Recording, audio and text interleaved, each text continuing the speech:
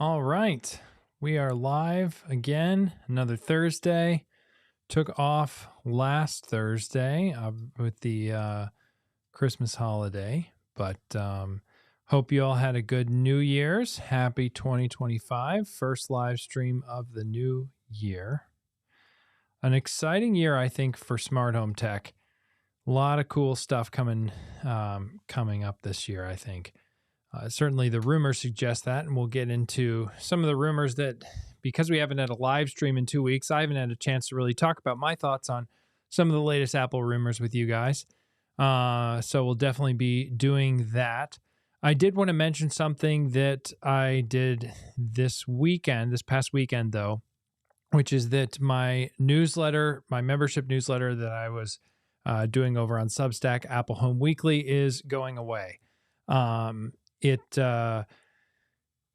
was a tough decision, but and I detailed it in a post over there on Substack, but just ultimately it wasn't seeing the traction I would have hoped of getting people from here on YouTube and elsewhere to go over and sign up for the membership, other than sort of an initial group of loyal folks for my email newsletter.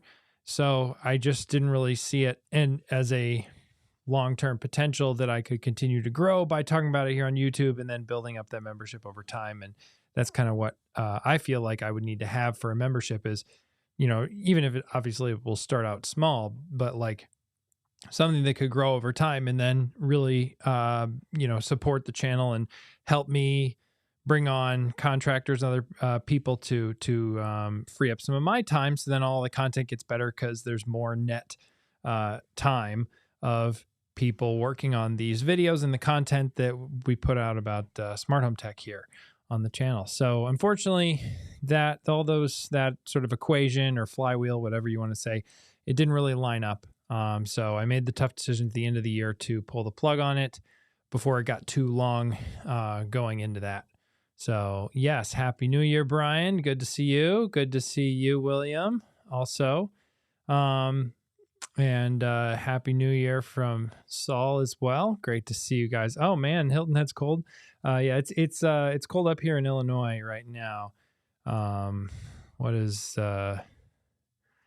Chicago's 28. It's supposed to get pretty cold over tonight and tomorrow night, and hopefully not bad weather for all the folks, including myself, flying out to Las Vegas for CES, which is just around the corner.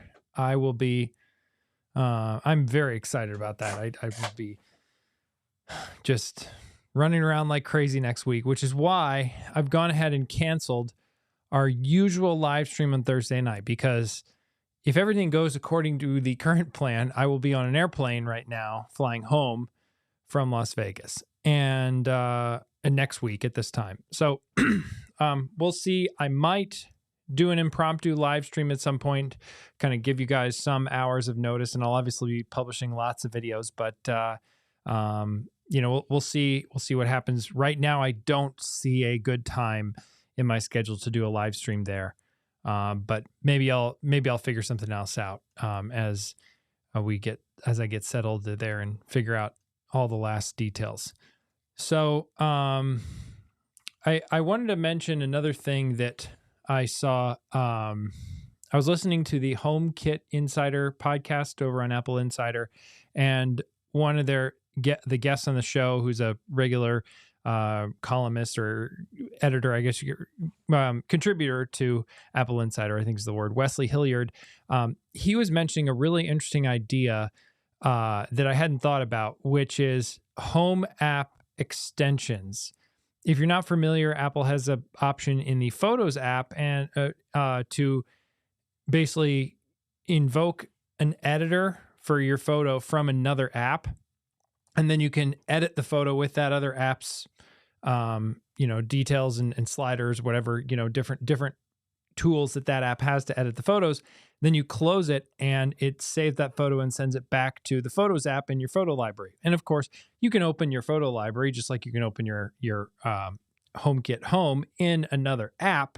But I think it would be cool to have the option of the Home app having that same kind of deal, especially as they add things like robot vacuums, which is where this conversation came from. But where then you could open up a view of your robot vacuum that had a lot of the more customized details for that particular robot vacuum inside the home app. Or, maybe you could see this with surveillance video as well. If you wanted to view recordings from another vendor's recording service other than HomeKit Secure Video, you could view it right in the home app.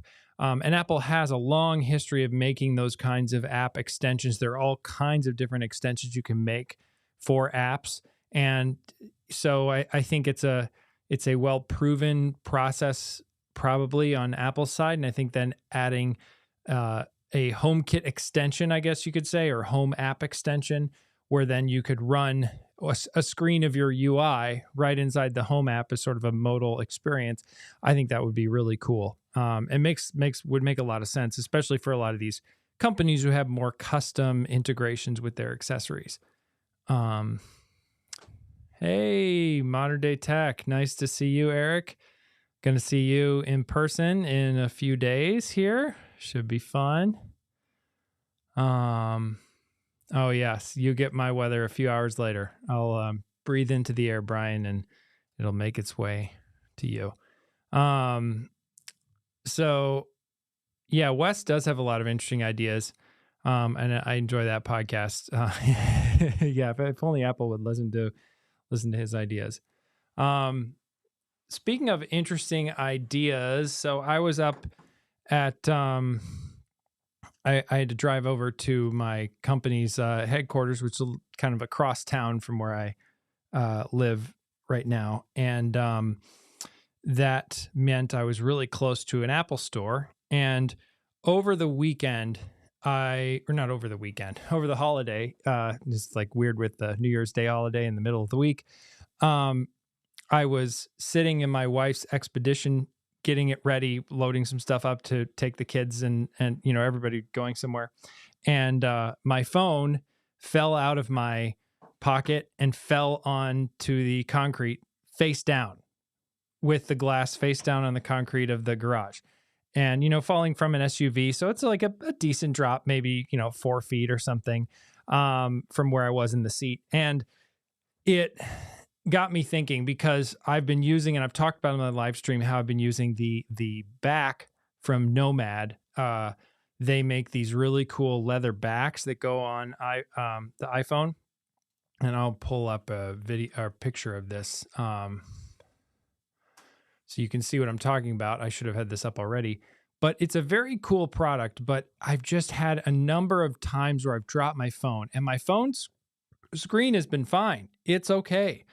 But I'm getting worried that one more drop and it won't be okay, especially as we're getting to the season here in Illinois where we'll get like really cold weather. So I'm thinking that this is the leather back that I have or had on my phone until today. And it's fine. It works well. I really love the feel of it in the hand, but I just get worried as we get really cold. Once you get below about 10 degrees or 0 degrees, I find iPhone glass, at least in my experience of breaking it in the past, tends to get more brittle. So I was just a little bit concerned about going into the cold parts of winter with this on there. And so I went ahead and got a case at the Apple store. And since that was just down the street from where my office is, and I noticed that they have these new leather cases from Apple, not from Apple, but from OtterBox, sold at the Apple store. And I did some more research. It's the cactus leather case from OtterBox. And I thought, I'd never seen this at Apple. And I thought, that's so weird that they're now selling it. But it's actually something that was announced last year at CES and is now, here, I'll show this. It's available in Apple stores, but I think it's been available other places earlier on. But yeah, it's pretty good. It kind of has like more of a plasticky feel than normal leather, but I think it's good that Apple's finding something to sort of, when they stopped selling fine woven, it was just a big question mark of like, what is Apple going to do with that space? And it's interesting because when I went there to get it, they did not have this case out on display. You had to see an associate to get this case. It's almost like the hidden secret menu of the Apple Store. But I asked someone for help, and they brought it out, and yeah, it's good. So far I'm pretty happy with it. I should have had my second camera set up so you could see this closer in more detail, but I'll move it up to this camera if I go to the main camera. But yeah, this is the black version. It's like kind of this two-tone gray and black. Pretty cool. Would recommend so far, but I've only been using it for about, I don't know, 6 hours now. So yeah, we'll see how that goes. And I just feel safer going on a trip and things with my phone being a little more protected than just the leather back, even though that worked well for me for since I got my iPhone back in September. So we'll see.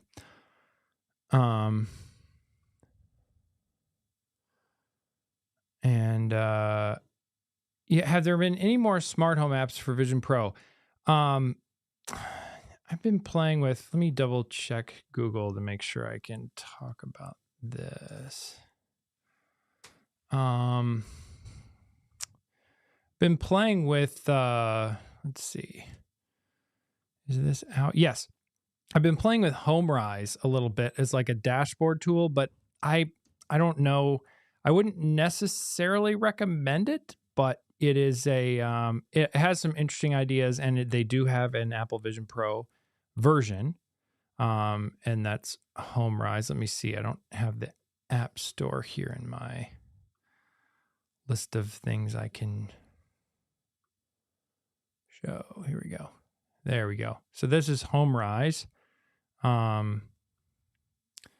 And it's basically, like a custom dashboard and control tool. And they have some stuff for Vision Pro. Here, let me pull up the Vision Pro version of this so you can see what I'm talking about.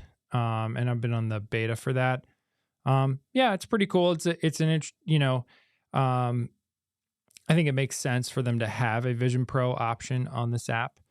But I find the whole credits for accessories in the app a little bit confusing and tricky to understand. I've been meaning to write the developer about some of the details, but I haven't had a chance because of everything else going on. But yeah, that's, to answer your question, that's like the newest app I've seen on Apple Vision Pro, but I'm sure there are others. I haven't really been using my Apple Vision Pro for smart home controls, just because it's more like I've been using it actually a lot for a Mac monitor away from my desk. That I find very, very helpful. I was at my in-laws yesterday and had a couple hours in the afternoon to just get some stuff done. And I went and like put on my Apple Vision Pro and went, in a quiet place with my laptop and like had a huge monitor, and it was great. But I don't know if I would really use it too much to control my smart home. I just don't find myself naturally doing that. I think the one useful thing, I shouldn't say, that sounds kind of demeaning of apps that are on Apple Vision Pro, but the one thing I've found useful is that you can have there's various apps that do live views of HomeKit secure video cameras. There's a handful of different ones out there, and that can be kind of nice. I can't remember any of the examples off the top of my head. I don't want to mention any ones, but that I can't remember, obviously. But yeah, it's kind of nice to have like the live view of a HomeKit camera off to the side as you're working on other stuff or doing other stuff. I find the immersive video that Apple's been doing, like the Ice Challenge one, stuff, very cool, really fun. It feels a lot like you've just gotten off of a amusement park ride or some kind of, like special IMAX video at a science museum or something like that, if you've done those in the past. And it's just a really amazing experience to do some of the immersive video, but there's just not that much of it. So now with the Blackmagic camera and other stuff coming out, I'm hoping that maybe more people will be making immersive video. I also get really annoyed how a lot of people out there talking about Apple Vision Pro conflate spatial and immersive. They're two different things. Spatial is just 3D, like you used to get with 3D glasses, or still can get with 3D glasses, but then you can also get it with, with Apple Vision Pro, where you see depth in a photo or a video. And then immersive is around you, 8K in each eye, just, giant video. And so, anyways, I digress on a tangent. That's usually what I do here. But hey, Brian, nice to see you here in the chat. My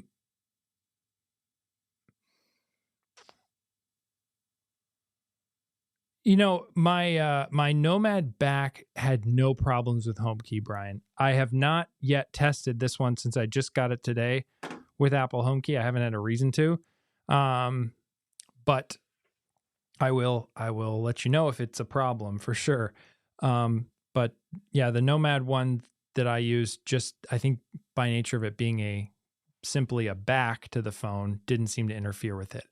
But interesting. I wasn't aware of that with any of the other Nomad cases, maybe causing issues with Apple HomeKey.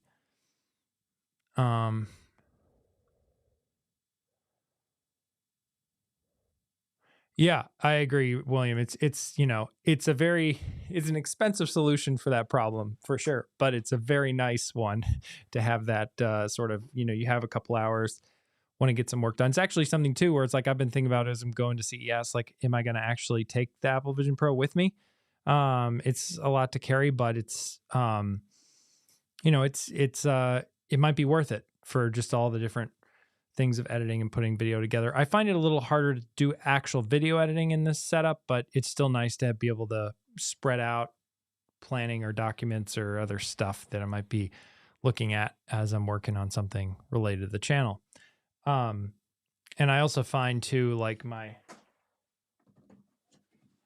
day-to-day regular backpack is currently the Peak Design 30 liter, and that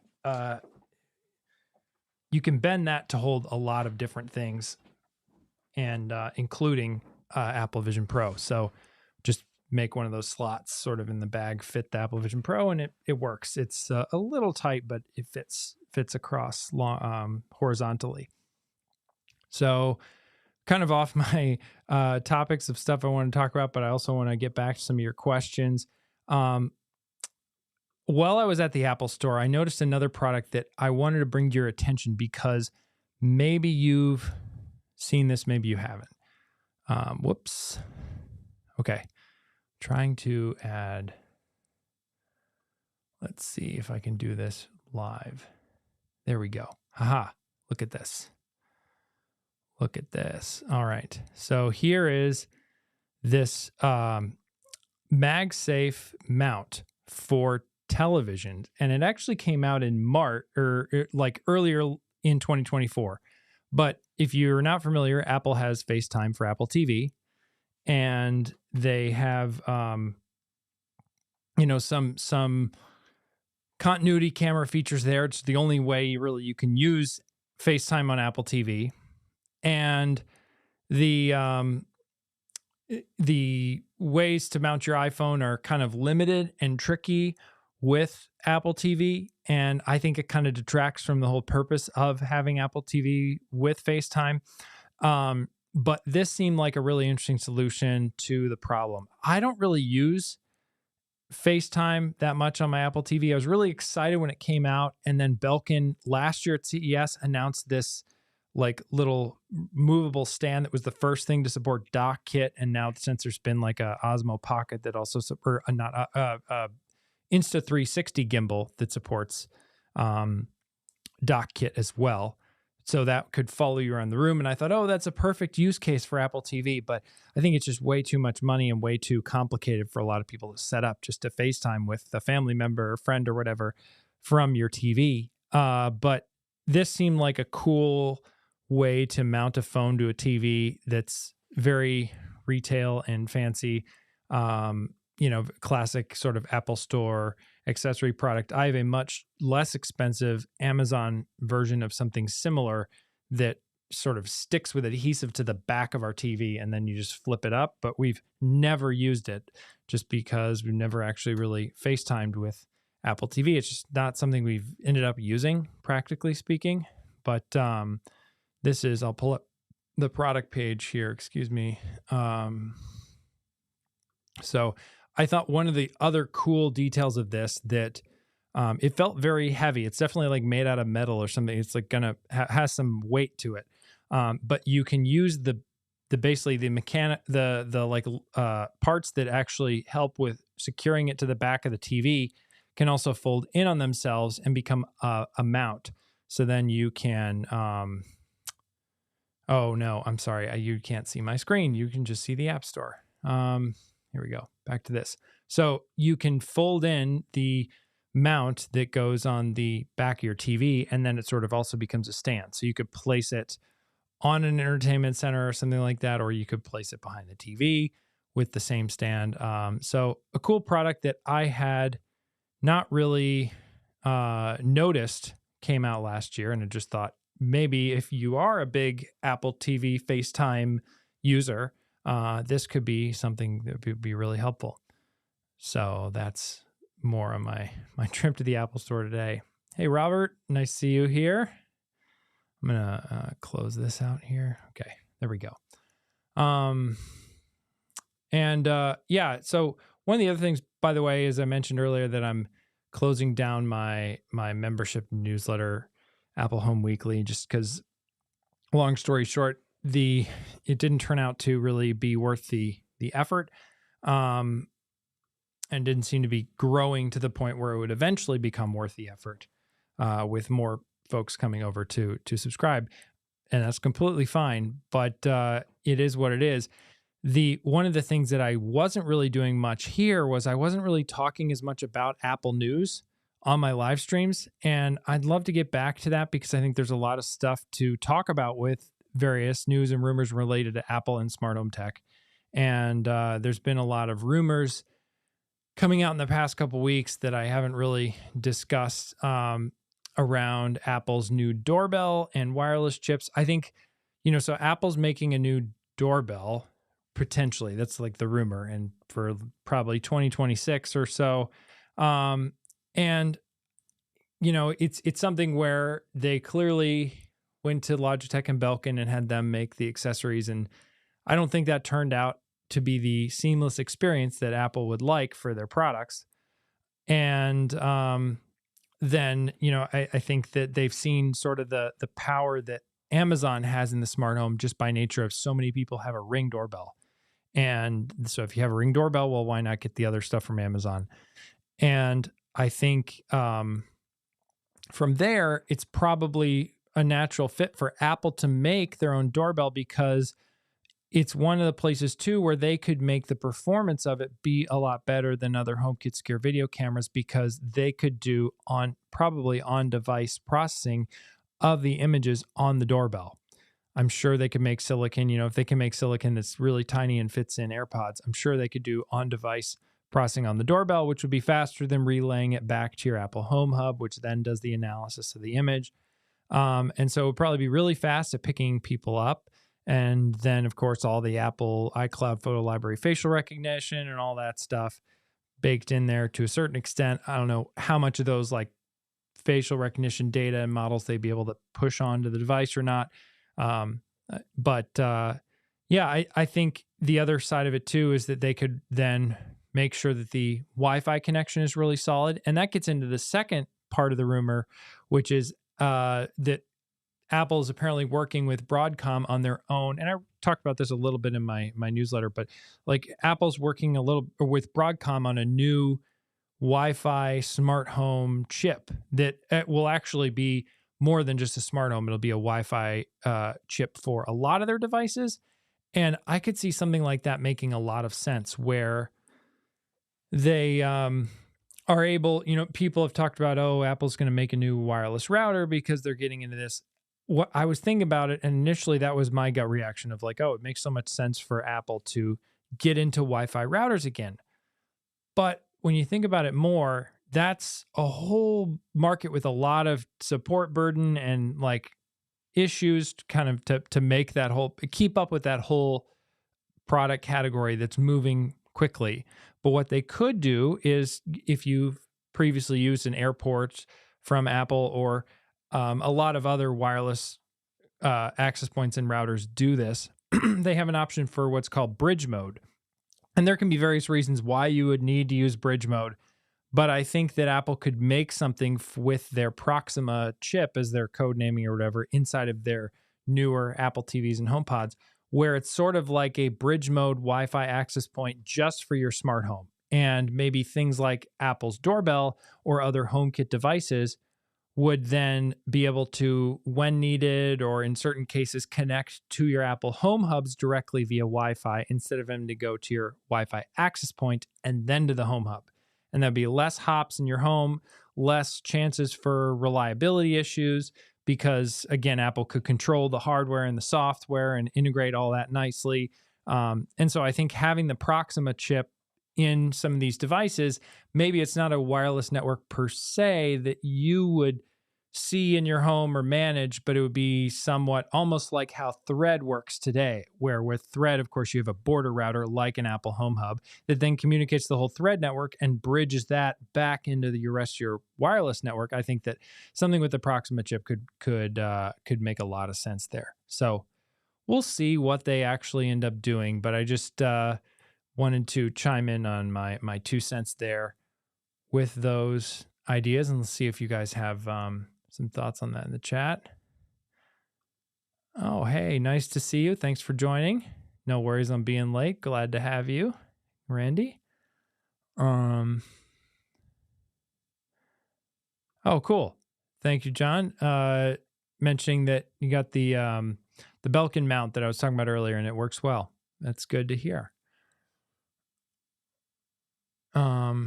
So another, let's see, man, we covered everything there on the list. I wanted to go through really quick. So if you're following the news next week about what's happening at CES, what are all of us, quote unquote, media people at CES doing?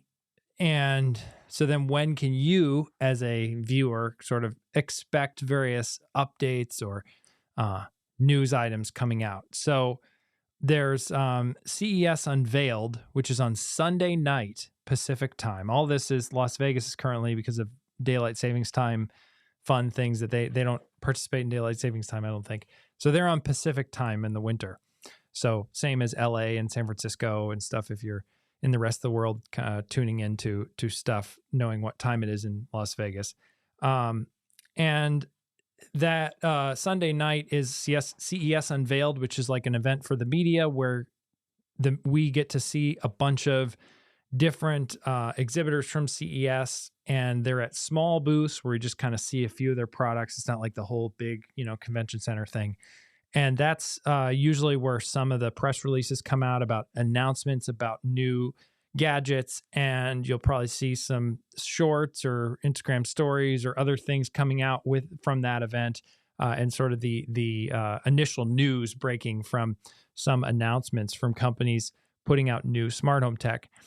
Then Monday, there's a bunch of keynotes for CES, like Jensen Huang from NVIDIA, which is obviously a big deal right now. He's giving a keynote speech, and there's a handful of other keynote speakers. I usually don't end up taking the time to go down to those because it's just a lot of waiting in line and a lot of, commotion and stuff that the rest of the week is so packed that it's nice to have a little bit of breathing room then. But that is something going on Monday, and you might hear like news or things from that, or might see a lot of times, The Verge and other publications will do those like such and such company's keynote in 5 minutes or whatever, and they'll cut it down. And then in the afternoon, there's the Sony event, which sometimes has some interesting stuff.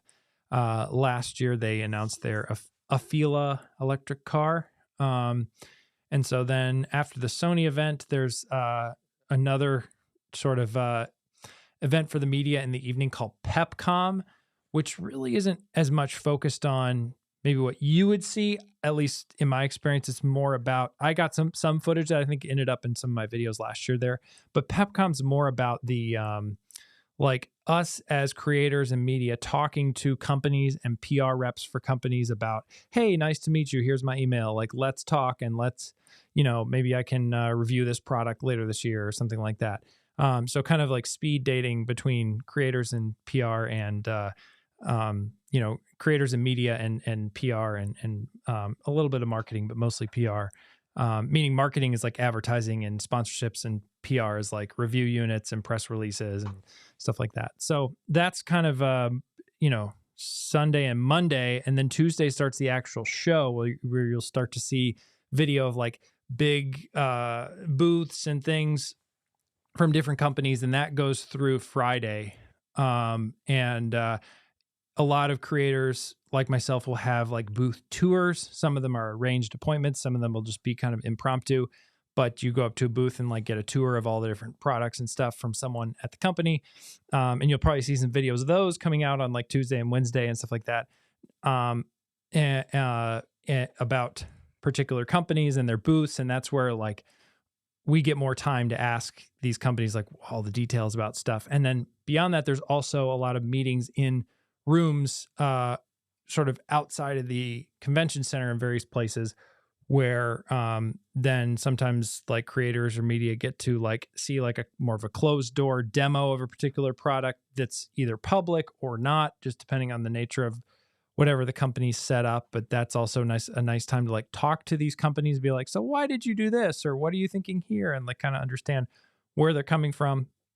And and also they want to hear feedback of like, I don't think anybody be interested in this because of X, Y, or Z reason. So that's kind of what happens the rest of the week. So, and then there's also like things in the evening, like parties and get-togethers and other stuff.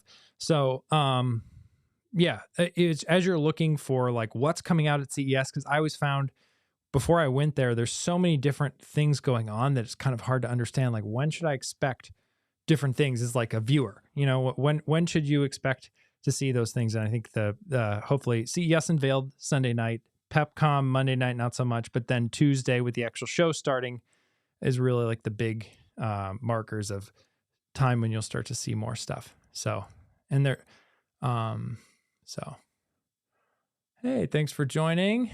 Nice to see you here, Ratchet Gang.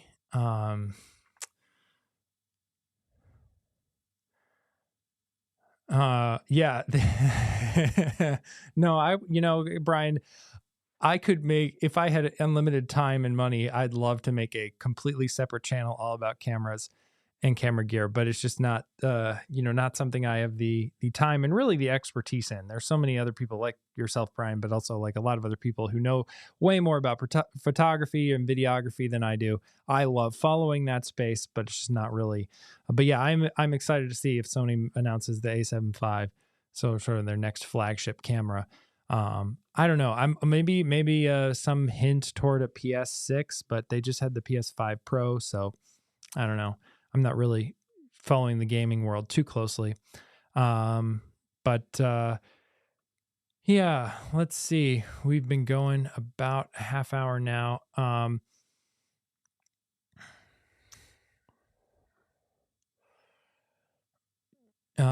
So what else was going on in my smart home? I've been sort of cleaning up and redoing a lot of stuff. There's a lot of like just general maintenance of like my smart home life that I've been cleaning up the past couple of weeks because otherwise I haven't had much time. Another behind the scenes thing, I'm going to mention this in the comments of this video and I haven't had a chance, but there's been a bunch of people talking about my Synology video like, oh, this is sponsored, but even though he says it's not sponsored and stuff. So that video is not sponsored. I did get the Synology disk station plus the drives for free from Synology for that video. But that is not considered sponsored. It's just, I got that for review for the video. With that though, I wanted to mention that it's like one detail I think that might have made people think that it was sponsored, even though it's not, was that that video had a lot of technical details that I wanted to sort of weave in a particular story in just the right way. And so I ended up scripting the video and reading it off of a prompter, as opposed to a lot of times what I do is I just ad lib the video and then chop it together afterwards. I'm ad libbing off of like an outline. And obviously with sponsor videos, oftentimes I will do that off of a prompter or sponsored segments in a video, because then the people can, the people working at the agency or the company can like see the script, and it's a lot easier to change the script if they want to like tweak something rather than actually changing it in the video. And so but Synology did not see any of this video before it was published. They didn't see the script.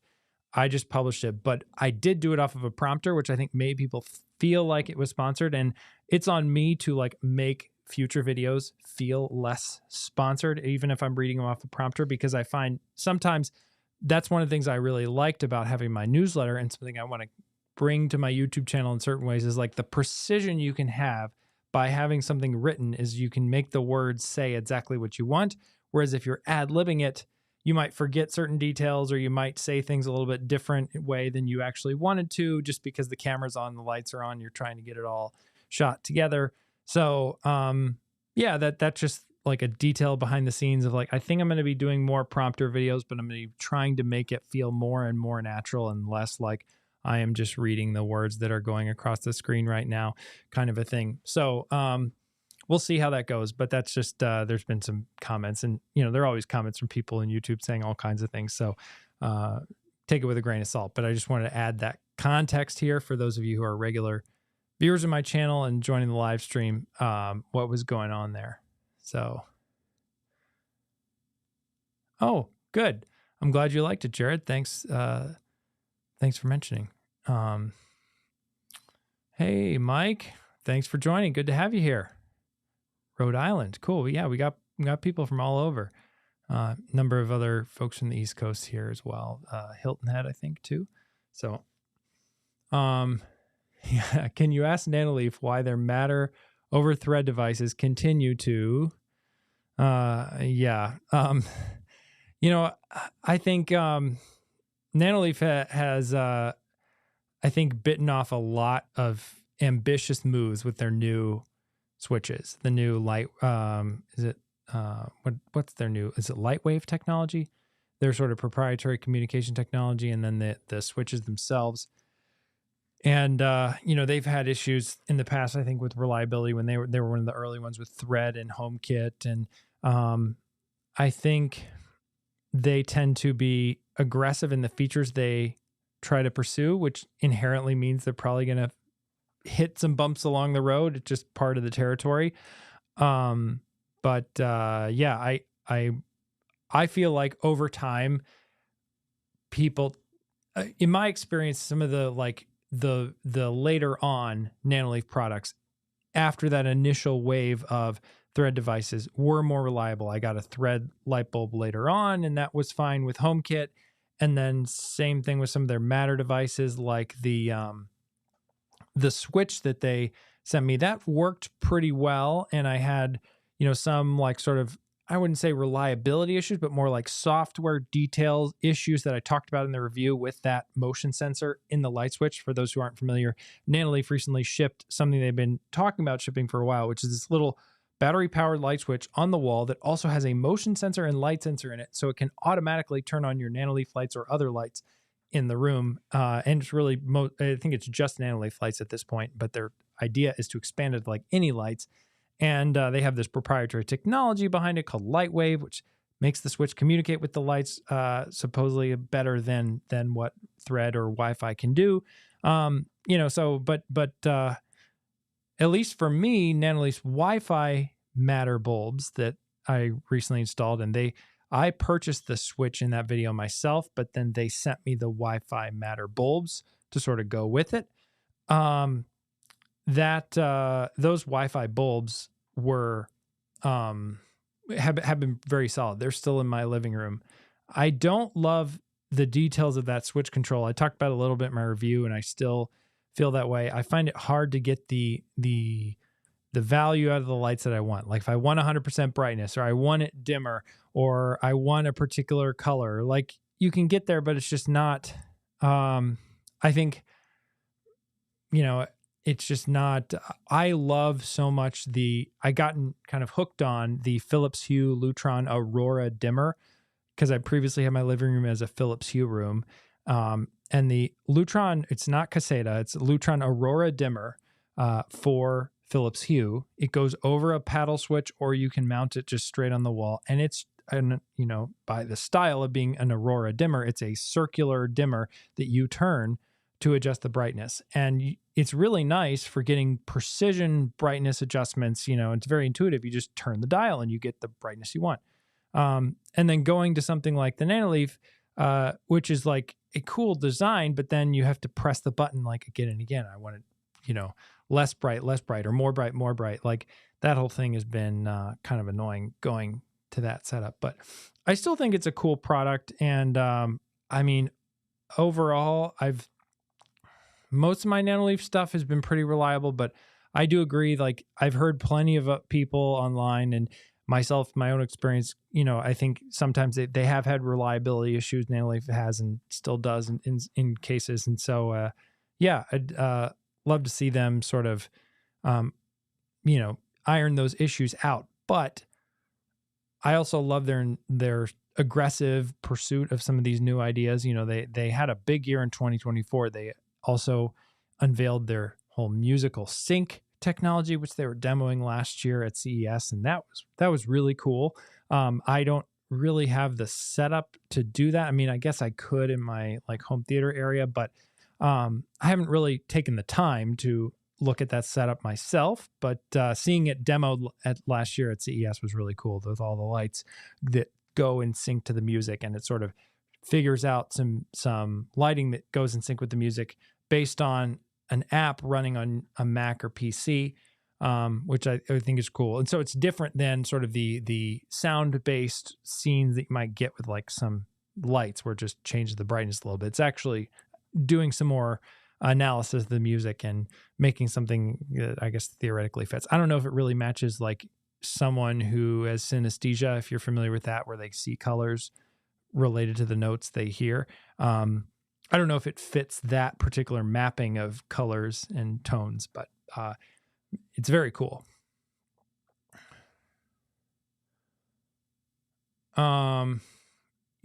Ratchet Gang, that's a really good question. I have done that.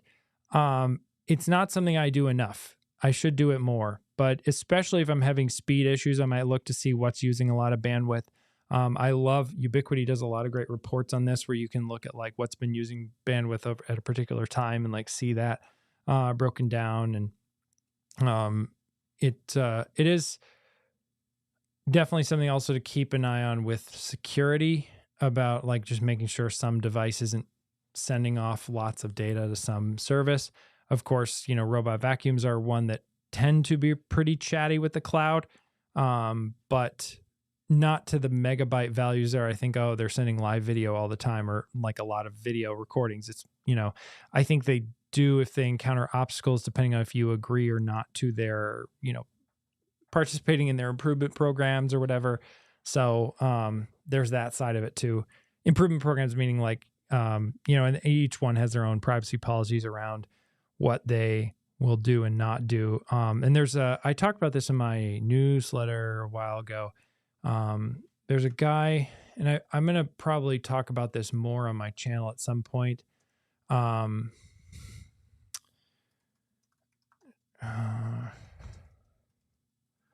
could just pull up I'll just pull up. It's still there. Let me just pull this up really quick.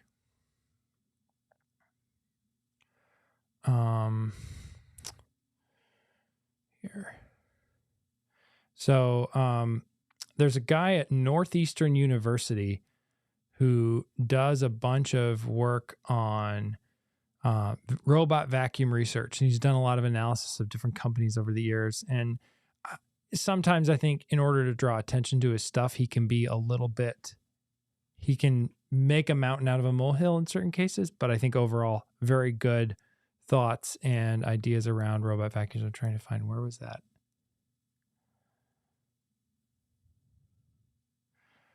Where's that link here?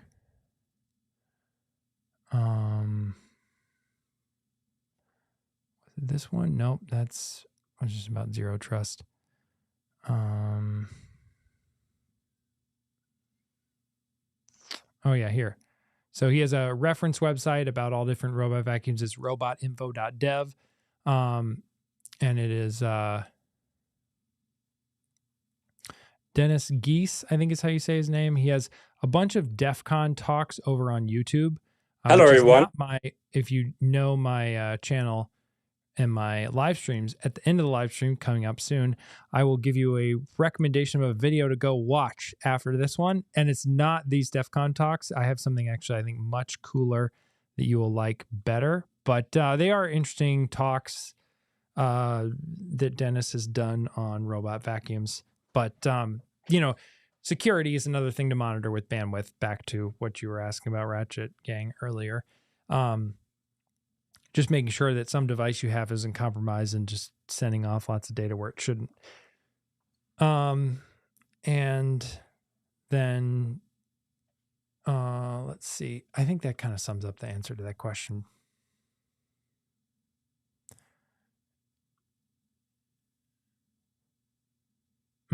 Yeah, and one reliability issue I've had with Nanoleaf lately is their backyard outdoor string lights. I've had a pending firmware update on my app forever on those, and I cannot get it to successfully upgrade the firmware. Like, it still works fine with the current firmware, but like, I'd like to give it the new software, like whatever improvements they have. And I just cannot get my outdoor string lights to update. And I mean, I should have like talked to Nanoleaf support or done stuff, but that's just sometimes like reviewing all these products and trying to keep up with weekly videos and all the other stuff in my life. I don't have the time. So, I mean, a lot of, you shouldn't have to have the time, right? Like, it should be just like, it should just work, but that's, it's often more complicated than that. So, with this, video that I want to leave you with that I was mentioning earlier, it's actually a series of videos, and I will post this in the chat, like a link to this. But this is Mr. Who's the Boss, Aaron, I forget his last name, but Mr. Who's the Boss, huge tech YouTuber. He recently moved into a dream home and made a really cool series of videos on different rooms in his home and making them smart. And some of it is like he's used Homey in certain cases, and some of it is more about the products than it is about like the smart home side of it, like more just about products you might have in like a kitchen or a living room, whatever. But some of it is like smart related. All of it ties back to tech in various ways, and smart home in that way too, with some of the automations he set up with Homey. I think Homey sponsored one of the videos, maybe. So keep that in mind. He discloses that in there. But yeah, it's a really cool video series, just really polished videos. And so that is definitely fun to check out. I mean, pick and choose what makes sense for you. I love the Dream Office, and the Smart Home Gym was the most recent one, and I found that really interesting too. The Smart Home Kitchen, if you like kitchen gadgets, is really cool.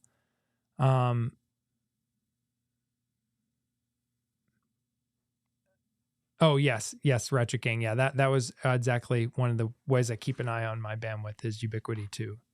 To circle back to that, yeah, and that's why I I monitor that is in part for security reasons, and if I found something, I'd obviously let you guys know. So these are the Mr. Who's the Boss videos. That's a playlist of the Dream House. So pick out some of those if you're interested, and I will see you guys on lots of content probably next week with the CES, and then after that with probably another live stream back here on that next Thursday. So until then, stay warm and happy 2025.